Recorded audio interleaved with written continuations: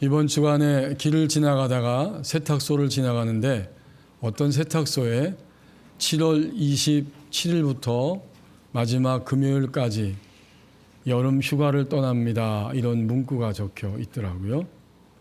코로나 시대이지만 역시 휴가를 생각하고 또 준비하는 그런 가정들이 많이 있을 것입니다. 휴가하면 가장 중요한 게 여러 가지가 있겠지만 그 가운데 길이 막히지 않는 것일 것입니다. 비행기 타고 가면 되지. 아니요. 때로는 천재지변 때문에 하늘길도 막힐 수가 있습니다. 그러므로 막히는 것은 휴가를 갈 수 없다는 굉장히 피곤하고 힘든 과정이 될 거라고 하는 사인이 되죠. 모든 것이 막혀 있을 때 우리는 답답할 수밖에 없습니다. 하나님이 주신 오늘 에스겔서 18장 31절 말씀에도 보면 하나님의 백성들이 하나님과의 길이 막혀 있다는 사실을 이렇게 상반절에서 말씀해 주고 있습니다. 너희는 너희가 범한 모든 죄악을 버리고 라고 말합니다. 이것은 곧 현재 하나님과 유다 하나님 백성 사이에 길이 통로가 막혔다는 의미이죠.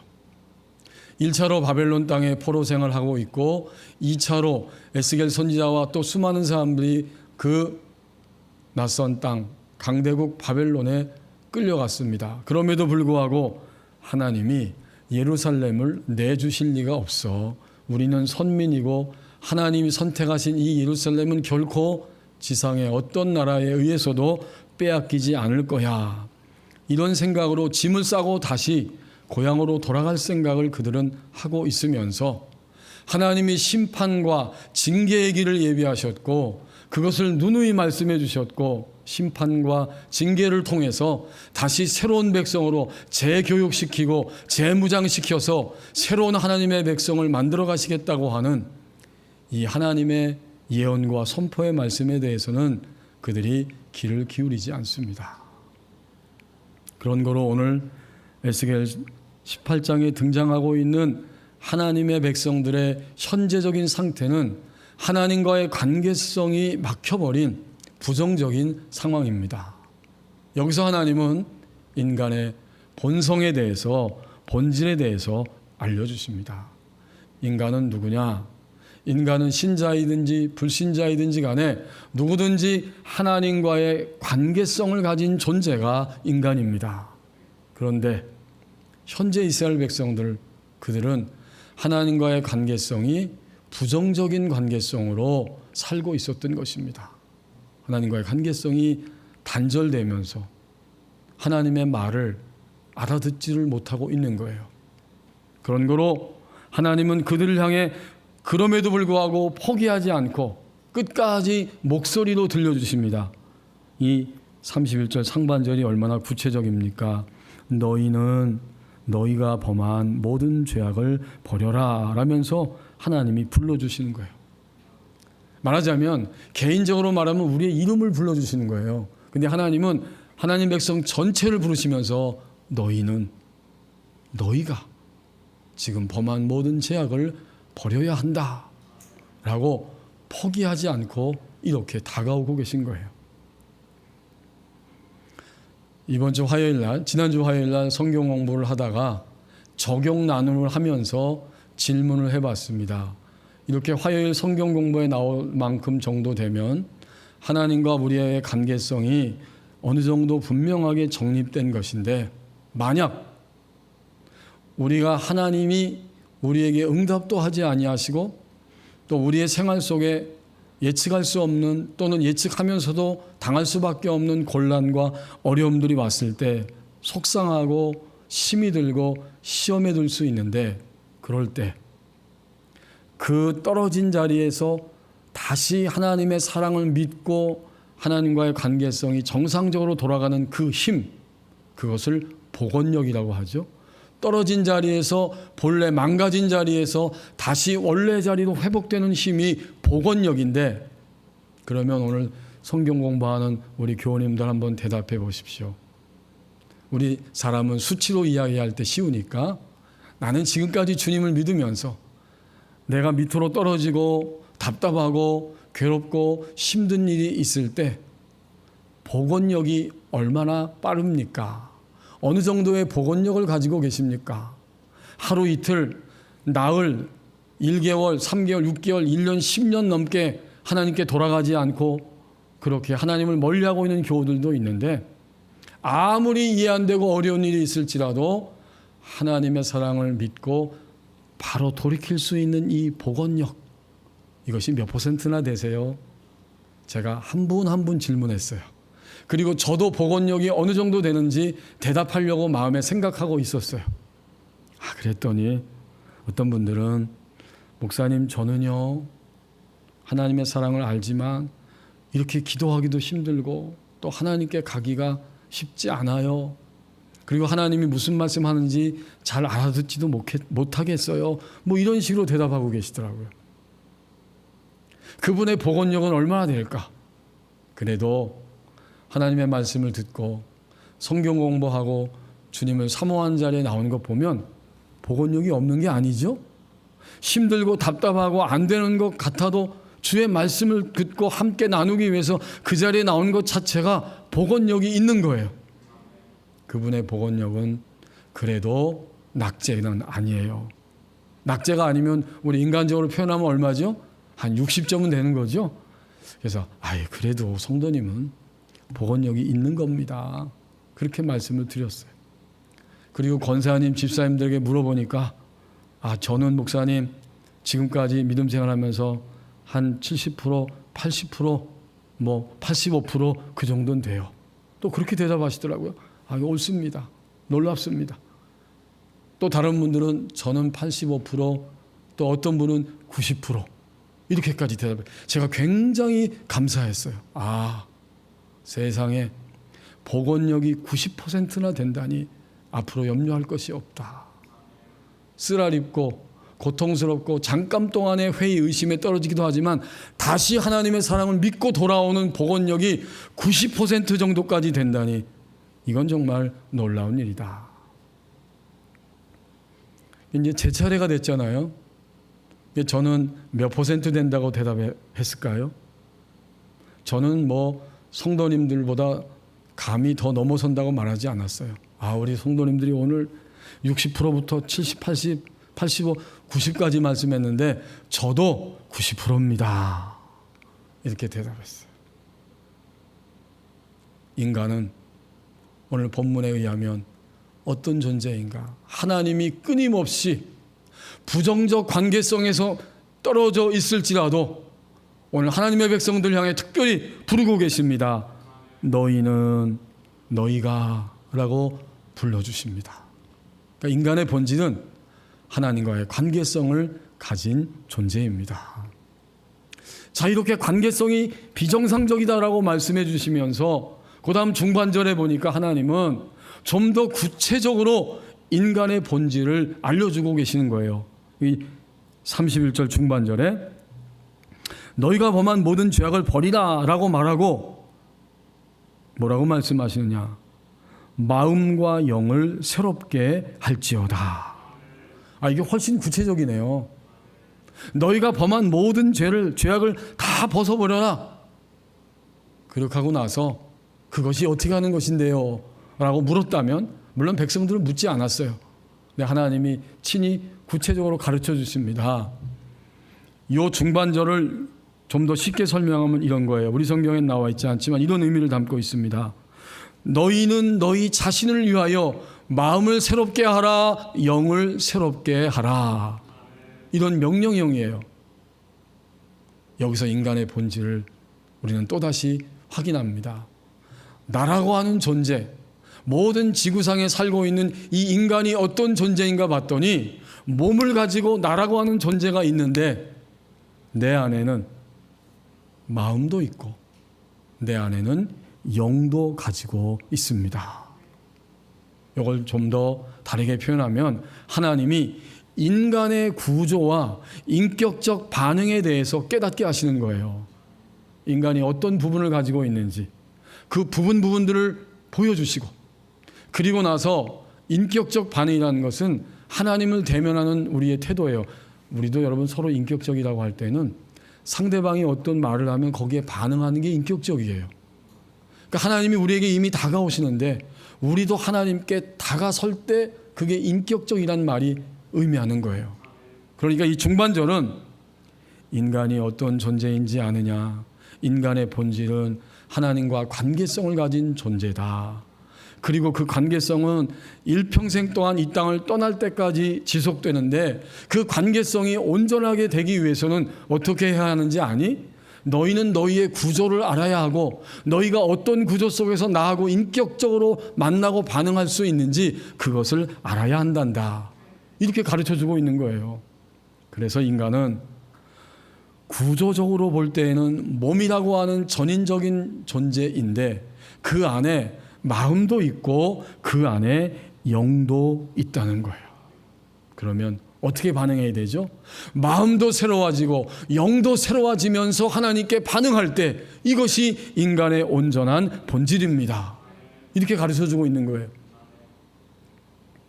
이들이 현재 마음이 새롭지 않고 몸도 새롭지 않다는 거죠. 하나님 말씀은 그걸 새롭게 하라는 거예요. 그들은 어떤 상태에 빠졌습니까? 오늘 여기 18장 5절에서 8절 말씀에 보면 그들의 마음과 영이 어떤 상태인지를 구구절절히 말씀해 주시고 있습니다. 5절에 보면 사람이 만일 의로워서 정의와 공의를 따라 행한다면, 지금 그렇게 행하고 있지 않은 거예요. 어떻게 행하느냐? 6절에 보니까 산 위에서 재물을 먹지 아니하며 이스라엘 족속의 우상에게 눈을 들지 아니할 것이다. 참으로 그들은 하나님을 예배하고 하나님을 존중히 여기는 그런 삶의 태도가 근본부터 빗나갔기 때문에 하나님 가지고는 우리의 인생이 안 되니까 하나님을 제껴놨어요. 그리고는 우상들에게 산꼭대기 올라가서 우상을 섬기며 재물을 먹고 이스라엘 족속의 우상들에게 눈을 들어서 우상을 바라보고 있었던 것입니다. 이것이 그들의 마음이고 그들의 영의 상태였고, 그렇게 영적으로 타락하니까 당연히 그 다음에는 도덕적으로 타락이 찾아오는데 이웃의 아내를 더럽히지 아니하며 더럽히고 있는 거예요. 월경 중에 있는 여인을 가까이 하고 있다는 거죠. 그 다음 7절에 보면 사람을 학대합니다. 지금도 이 지구촌에 사람을 학대하는 일이 얼마나 많습니까? 사람을 학대하고 있고 빚진 자의 저당물을 돌려주지 않습니다. 옷을 저당 잡혔어요. 그에게 가진 것은 옷 하나밖에 없어요. 해가 지기 전에 저 겉옷을 주어야 밤에 이불이 없지만 그거라도 덮고 잘 텐데 그걸 저당 잡고 돌려주지 않아요. 자기는 많이 가지고 있는데 그걸 그렇게 행할 마음이 없어요. 그리고 강탈하고 있다는 거죠. 줄인 자에게 음식물을 주지 않고 벗은 자에게 옷을 주지 않는 거예요.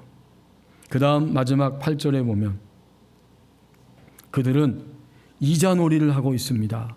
별일을 위하여 꾸어주지 아니하며 이자를 받지 아니하며. 정상적이면 이렇게 해야 되는데 지금 그들이 정상적이지 않다라는 거예요. 이제 다시 본문 31절 중반적으로 돌아와서 그들의 마음 상태가 이렇다는 것이고, 동시에 마음이 그런 것은 영적인 그의 영의 상태도 이렇다는 것입니다. 그런 거로 하나님이 말씀합니다. 너희가 깨지고 부서지고 망가진 채로 나하고 정상적인 관계성 속에 있지 아니한데 그것은 마음과 영의 문제이고, 너희 안에 있는 마음이 새로워져야 되고 너희 안에 있는 영을 새롭게 할지어다. 이것은 다른 사람이 아니라 너 자신을 위해서 그렇게 하라는 거예요. 우리가 누군가를 딱 길거리에 가면서 보아요. 그럼 저 사람 파란 옷을 입었네, 붉은 옷을 입고 있네, 날씨가 더우니까 짧은 옷을 입고 있네. 우리는 눈으로 그 사람의 몸 전체를 인식합니다. 이건 당연해요. 그래서 인간은 전인적으로 몸이에요. 하지만 우리가 그 사람과 만나서 이야기하고 1시간, 2시간 대화하고 또 여러 날 함께 만나고 교제한다면 그때 그 사람 마음에 있는 것이 무엇인지를 조금씩 알게 될 것입니다. 그러니까 인간은 마음이 있어요. 그렇죠? 마음으로 느낍니다. 그리고 마음으로 판단합니다. 더 나아가서 마음으로 결단합니다. 이게 인간이에요. 이런 마음의 부분들이 있어요. 지정의를 가지고 있는 것이 마음이라는 거죠. 그 다음, 그럼 영은 뭘까? 영은 당연히 하나님을 하나님으로 알아보고 하나님을 나의 구원의 아버지로 생명의 아버지로 고백할 수 있는 것, 그것이 바로 우리의 영입니다. 그러면 질문합니다. 불신자들은 영이 있을까요? 없을까요? 불신자도 영이 있죠. 다만 우리가 흔히 말하는 대로 하나님과 관계성을 갖지 않고 하나님의 이름을 부르지 않는 상태로 살기 때문에 영은 있지만 영적 생명은 영적으로는 죽어 있는 것입니다. 그렇게 표현하는 거예요. 우리는 분명히 깨닫습니다. 사람은 분리되진 않았어요. 몸이 있고 마음이 있고 영이 있습니다.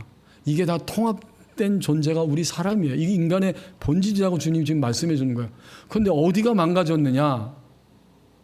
마음과 영이 망가졌기 때문에 관계성이 하나님과의 일직선상에 있지 못하기 때문에 너희는 그것을 새롭게 해야 한다.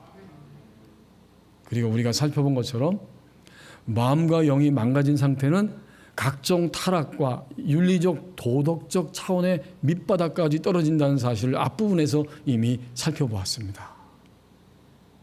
하나님은 인간의 구조, 그리고 그런 구조 속에서 하나님께 인격적으로 반응하는 것이 무엇인가를 이렇게 지금 우리에게 깨닫게 하고 있는 거예요. 그렇다면 마음과 영을 우리는 더 잘 이해할 수 있어야 되고, 하나님이 성경을 통해서 마음과 영에 대해서 뭐라고 말씀하시고 어떻게 그것이 반응하고 살게 되는지를 좀 더 분명히 알아야 합니다. 몇 가지만 간단히 살펴보면 이런 것입니다. 하나님이 인간을 창조하실 때에 흙으로 빚으셨고 거기에 하나님의 영, 호흡, 루하흐를 불어넣어 주셨습니다.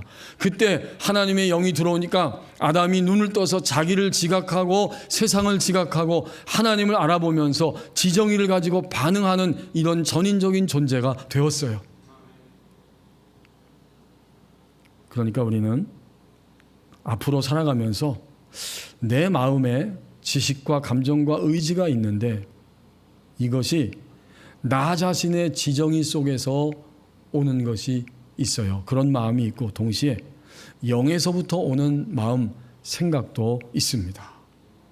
다시 말하면 만약 내가 마음이 새로워졌다면 그것은 동시에 영이 새로워진 것입니다. 바꿔 말해도 마찬가지예요. 영이 끊임없이 하나님과의 관계 안에서 새로워지면 그가 품는 마음, 그의 지식, 그의 감정, 그의 의지도 새로워집니다. 하나님과의 관계성이 계속 영이 새로워져서 정상적으로 살아가게 되면 그 안에 들어오는 지정의의 요소도 매일매일 새로워지는 거예요. 우리는 깨닫습니다. 그러면 마음은 뭘까?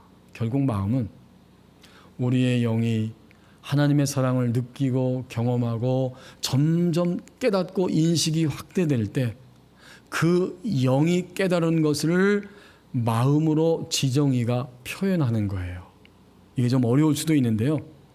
마음은 결국 하나님이 우리 가운데 찾아오신 생명의 역사를 표현하는 통로이고 상태입니다. 여러분, 내가 막 힘들고 고통스러울 때 하나님의 사랑이 믿어지지 않는 경우가 있잖아요. 그러니까 그때 우리의 영은 하나님의 사랑이 믿어지지 않고 그때 우리의 마음은 표현합니다. 나는 하나님의 사랑이 감정적으로, 의지적으로, 내 지식적으로 도저히 이해가 안 돼. 난 지금 상황에서 하나님 사랑 믿을 수 없어. 마음은 이렇게 하나님의 생명을 표현하는 통로이면서 동시에 상태예요. 그 상태에 마음이 있는 거예요. 그 다음 두 번째 원리는 어쩔 수 없이 타락한 인류는 하나님의 생명을 받아들이기까지는, 하나님의 생명을 계속해서 풍성하게 받아들이기까지는 지정의 중심의 인간으로 살아갑니다. 지정의가 나쁘다는 것은 아니에요. 우리는 지식과 감정과 의지를 통해서 이 문화 속에서 모든 것들을 섭렵하면서 판단하고 살아갑니다. 근데 신앙은 그 차원이 아니에요. 하나님을 믿는 게 그 위에 있는 차원이잖아요. 우리가 다 알잖아요. 우리가 늘 기도하는 것처럼 하나님의 뜻을 알게 하시고 하나님의 뜻대로 행하게 해주세요. 그러므로 지정의 중심의 인간을 넘어서서 하나님의 뜻을 알고 반응하는 영적인 영중심의 인간으로 살아가는 것입니다. 하나님의 생명이 들어온 만큼 우리의 지정의 중심이 아니라 하나님의 말씀 중심으로 우리의 영이 새로워지는 거죠. 하나님의 생명이 들어오지 않을 때 인간은 지정의 중심의 인간이 되고 그것보다 더 밑바닥으로 떨어져서 내 육체, 살 중심의 인간으로 살아가게 되는 것입니다. 결국 주님을 영접한 이후에 우리 안에, 신자 안에 있는 모든 갈등들은 하나님의 말씀을 인식하는 우리의 영이, 영중심으로 우리의 지정의가 반응할 수 있을 것인가, 아니면 여전히 지정의 중심, 아니면 육체 중심으로 살아갈 것인가. 이 주도권 다툼이 아주 치열합니다. 지금도 우리 안에 그 주도권 다툼이 있는 거예요. 하나님을 알아요. 믿는다고 해요. 그리고 사실 믿고도 있어요. 그러나 무게중심은 하나님의 말씀과 하나님의 의도가 아니고 여전히 내 지정의와 내 육체적 본능이 훨씬 더 크기 때문에 그것이 주인 노릇하면서 살아가게 됩니다. 이것이 오늘 중반절에서 말씀하고 있는 마음과 영을 새롭게 할지어다 라고 하나님 말씀하시면서 우리에게 인간의 구조와 인격적 반응에 대해서 깨닫게 해주시는 중요한 원리들입니다. 세 번째는 마음과 영은 순서적이고 동시적이고 또한 구분되는 실체입니다. 조금 어렵죠?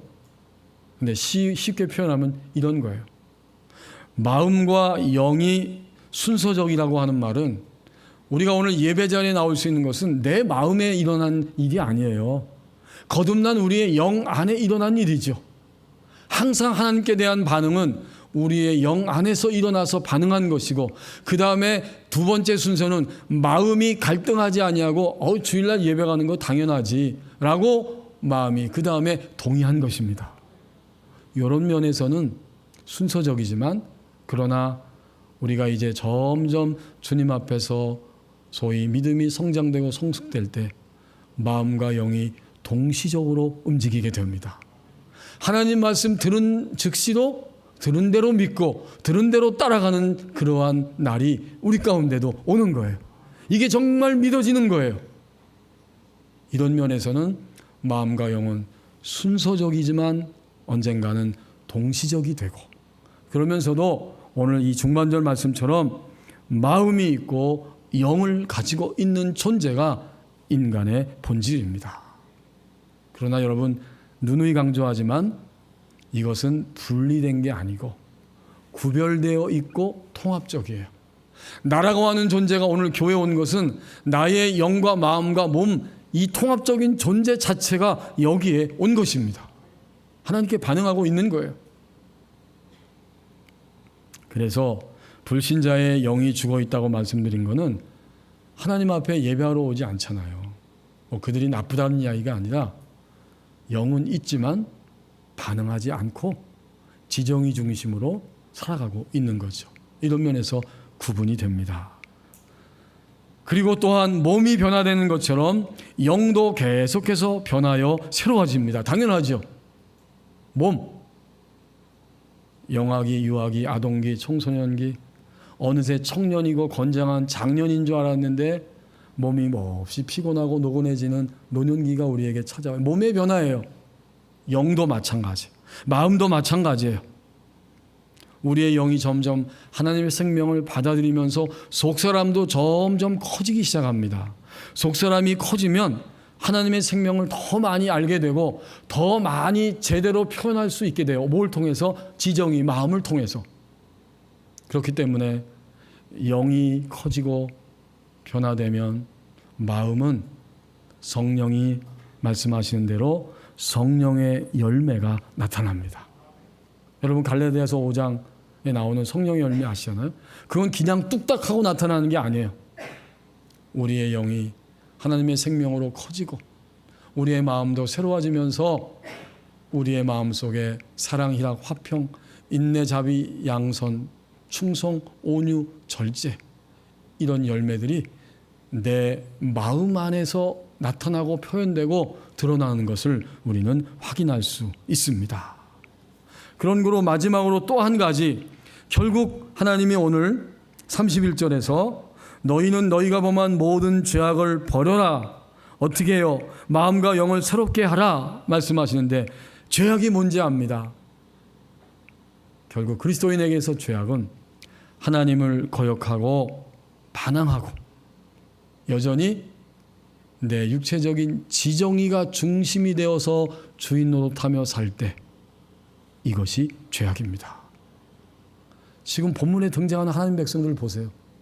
하나님의 이름을 부르면서도 산 위에 올라가서 산당에서 제사 드리고 재물 먹고 있고, 또 사람을 학대하고 여인들과의 부적절한 잘못된 관계를 행하고 있고, 이게 무엇입니까? 그들의 지정의와 그들의 살덩어리 육체가 중심이 되어서 주도권을 가지고 살고 있는 거, 이게 죄악이에요. 그러니까 그리스도인의 죄악은 차원이 달라요. 하나님의 말씀을 우리에게 들려주실 때 나의 생각과 환경과 이치와 맞지 않기 때문에 그것을 거절하고 거역하고 나의 지정의의 판단에 따라서 움직일 때, 이것은 여전히 그의 지정의가 육체가 주인 노릇하는 것이기 때문에 바로 그것이 죄악입니다.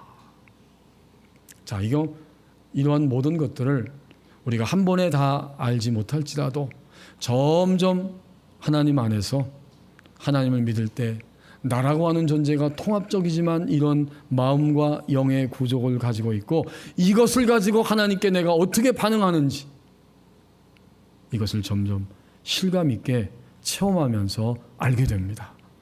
그래서 하나님은 막연하게 말씀하지 않고 죄악을 버려라, 그런 다음에 마음을 새롭게 하라, 영을 새롭게 하라, 이렇게 말씀하셨어요. 집이 인천인데 광명시로 교회를 다니는 어떤 남자 집사님이 있었습니다. 나이가 들었지만 결혼도 안 한 집사님인데, 그분이 어릴 때부터 교회 나갔지만 하나님을 자기 자신이 제대로 믿지 않고 있다는 사실을 생각하고, 내가 이러면 안 되겠다, 어머니가 나를 위해서 저렇게 기도하고 있는데 나도 하나님을 좀 만나야겠다 생각하고 30일 작정 기도를 새벽 기도로 드리기로 했습니다. 그리고는 인천에서 광명시까지 출석하는 교회 30일 동안 기도 제목을 내놓고 열심히 기도를 합니다. 여러분, 이게 쉽지 않죠. 하루, 이틀, 열흘, 날짜가 점점 지나갑니다. 근데 작정한 기간이 다 차가는데 아무 일도 일어나지 않고 어떤 응답도 없어요. 그래도 작정했으니까 하나님 뭔가 응답 주시겠지. 마지막 날이 됐습니다. 그날도 새벽에 나가는데 나갈 때부터 마음이 화가 나요. 지금까지 아무 응답도 없는데 하나님이 그러면 그렇지 무슨 나에게 응답을 주시겠어. 화가 나고 짜증이 났습니다. 그래도 규칙이니까 끝까지 지켜보자 하고 마지막 새벽 기도를 다 드렸습니다. 어떤 응답도 없어요. 화가 나서 새벽 기도 마치고 교회 문을 열고 딱 집으로 가기 위해서 나왔는데, 그분 표현대로 하면 뒤통수에다가 대고, 자기의 뒤통수에다 대고 하나님이 이런 말씀을 하셨답니다. 너는 고작 30일이냐? 나는 너를 30년 넘게 기다렸다. 그 한마디가 그의 마음에 확 들어왔다는 거예요. 여러분, 이게 무엇입니까? 이게 인간의 본질이에요. 그러니까 그는 그날 몸을 가지고 움직여 30일 동안 하나님 앞에 나갔어요. 그의 마음은 화가 나고 짜증이 났어요. 하나님이 무슨 응답이 있어? 그러면 그렇지. 복잡해요. 화가 나요. 실망하고 교회 문을 나섰어요. 그런데 부인할 수 없는 또렷한 음성으로 그의 영 안에 너는 고작 30일이냐? 나는 30년 넘게 너를 기다렸다. 그는 자신의 몸, 자신의 마음, 자신의 영의 어떤 상태인지를 그 일순간에 감지할 수 있는 기회를 맞이한 것입니다. 오늘 예배한 우리들도 같은 경험을 하잖아요. 오늘 어떻게 예배 자리에 나올 수 있었어요? 하나님이 우리의 영 안에 나에게 예배해야 된다는 마음 주셨어요. 우리 영이 그걸 감지했어요. 마음은 계속해서 예배 자리에 안 나오고 거절하고 있었지만 오늘은 나올 수 있도록 하나님이 나를 감동하시니 내가 나가겠습니다 라고 우리의 마음이 새롭게 반응한 것입니다. 그리고 우리의 몸이 오늘 예배 자리에 나온 것입니다. 이렇게 나라고 하는 존재 안에서 일어나는 이런 일들이 도대체 무엇인지, 이것을 구조적으로 인격적으로 반응한 것이 무엇인지를 오늘 본문을 통해서 우리는 깊이 오늘뿐만 아니라 앞으로도 끊임없이 이것을 주목하고 이 길을 향해 달려가면서 깨닫기를 원합니다. 다시 한번 하나님 말씀합니다. 너 자신을 위하여, 너를 위하여 마음을 새롭게 하라, 영을 새롭게 하라. 그렇다면 우리가 계속적으로 마음을 새롭게 하고 영을 새롭게 하려면 어떻게 해야 될까? 이 30절 하반절에서 하나님이 역설적으로 우리에게 알려주십니다. 이스라엘 족속아, 너희가 어찌하여 죽고자 하느냐. 이게 지금 하나님의 진단이잖아요. 지금 하나님의 백성들은 죄악 가운데 그의 마음도 영도 죽어 있고 죽을 길을 향해 계속 가고 있는 거예요. 하나님이 이 말씀하시는 것 보면 너희가 어찌하여 죽고자 하느냐, 반대예요. 너희는 반드시 죽음의 길에서 벗어나서 살아나야 한다, 생명으로 가야 한다, 새 길로 가야 한다, 이렇게 말씀하고 있는 거예요. 그런 거로 이 1절 하반절은 마음을 새롭게, 영을 새롭게 하는 것이 무엇인가 보았더니 죄에 대한 민감함을 가지고 하나님이 주시는 안식으로 들어가는 삶이 된다는 것입니다. 죄에 대해서 민감해야 돼요. 지금 죄 때문에 이스라엘 족속 전체가 죽어가고 있거든요. 어찌하여 끊임없이 계속해서 죄 속에서 죽어가고 있느냐? 그런 거로 우리는 주님 믿고 난 이후에 이제 오늘도 이렇게 살고 있는데, 우리가 가장 민감해야 될 것은 바로 죄에 대한 민감성입니다. 죄에 대해서 민감하다고 하는 것은 결국 저것이 죄다라는 것을 아주 재빠르게 즉시로 알아볼 수 있는 것이고, 그것이 죄라고 성령께서 우리 영 안에 깨닫게 하시고 보여주시기 때문에 점점 더 빨리 즉시로 알아보는 것이고, 동시에 빨리 알아보는 만큼 빨리 던져버리고 빨리 거절할 수 있는 것, 이런 상태가 되는 것이 죄의 민감성의 과정이고 완성입니다.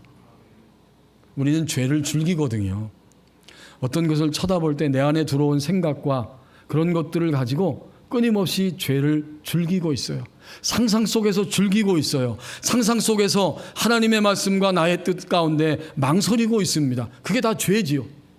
하지만 영이 새롭게 되고 마음이 새롭게 되고 마음과 영이 점점 새로워질 때 우리는 죄에 대해서 내가 억지로 민감해야지 하지 않아도 아주 자연스럽게 부드럽게 즉각적으로 굉장히 민감합니다. 우리도 민감하잖아요. 사람을 볼 때 처음 봐도, 매일 봐도 오늘 머리 자르고 왔네, 오늘 화장이 좀 진하네, 말하자면 그런 것들을 민감하게 알잖아요. 마찬가지, 우리의 육체와 우리의 지정이는 이것을 굉장히 민감하게 아는데 우리의 영이 새로워지면 우리는 죄에 대해서 아주 민감합니다. 왜요? 하나님이 우리를 사랑하시고 우리는 하나님의 사랑 안에 들어간 관계성을 가진 존재이기 때문에 우리는 죄를 그냥 간과할 수 없어요.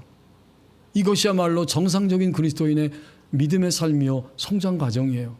그래서 하나님이 오늘 이렇게 에스겔 선지자 입을 통해서 너희가 어찌하여 죽고자 하느냐, 죄에 대해서 그렇게 둔감하냐, 죄에 대해서 민감할 때 너희는 죽지 않고 나의 생명으로 점점 더 인생의 짐을 내려놓고 안식하며 살아가게 될 것이다. 그래요. 주님 믿는다는 게 도대체 뭘까요? 예수님 믿는다는 것은 성경에서 여러 가지로 표현하고 있지만 결국 주님을 믿고 났더니 내가 내 지정이 안에서 내 육체의 본성 안에서 지고 있었던 모든 짐들을 점점 내려놓게 되었다. 이게 주님 믿는 삶이잖아요. 죄에 대해서 민감할 때 우리는 점점 우리의 마음이 새로워지고 우리의 영이 새로워지면서 하나님이 그토록 우리에게 주시고자 하는 쉼, 내 안에 들어와서 쉬어. 이 놀라운 쉼의 세계로 들어갈 수 있게 됩니다. 지난 주간에도 한 주간 동안 제가 서재에 있으면서 말씀 묵상을 하고 기도하는 시간을 잠깐 갖고 있는데 그날의 큐티, 그날의 말씀을 쭉 묵상하고 있는데 주님이 깨달음을 주시면서 저에게 이런 마음을 표현해 주십니다. 지금 내가 살고 있는데 너와 관계된 가족들, 사람들, 그리고 우리 교우들, 이 땅 위에 일어나는 모든 것들에 대해서 그 어떤 것도 아주 작은 것이라고 할지라도 어떤 것도 염려하지 말라. 그 마음을 확 주시는데 그때 제 영이 확 더 많이 살아났어요. 그리고 제 마음도 하나님이 주시는 신선한 그 안식의 마음이 들어왔어요. 주님을 믿는다는 것은 이런 것이 아니겠는가. 일평생 주님 믿고 우리가 진 짐을 내려놓고 주의 뜻을 추구하면서 살아가는 것이다. 이것이 뭘까요? 이것이 바로 하나님과 우리와의 관계성입니다. 인간은 하나님과 관계성을 가진 존재요, 마음과 영이 끊임없이 새로워질 수 있는 축복의 존재요, 그렇게 새로워질 때마다 하나님이 주시는 안식의 삶으로 들어갈 수 있는 존재입니다. 이렇게 오늘 우리에게 인간의 본질을 알려주십니다. 기도하겠습니다. 우리 함께 1분 동안만 기도하기를 원합니다. 나의 관계성이 현재 정상적인가 다시 한번 돌아보게 하시고 이제 마음을 새롭게, 영을 새롭게 하라고 하는 말씀을 따라가겠습니다. 죄에 대해서 민감함으로 지정의 중심의 인간, 이 살덩어리 육체 중심의 인간이 아니라 하나님 말씀을 따라가는 영 중심의 인간으로 그렇게 통합적인 존재로 하나님 앞에서 살아가겠습니다. 우리 함께 기도하겠습니다.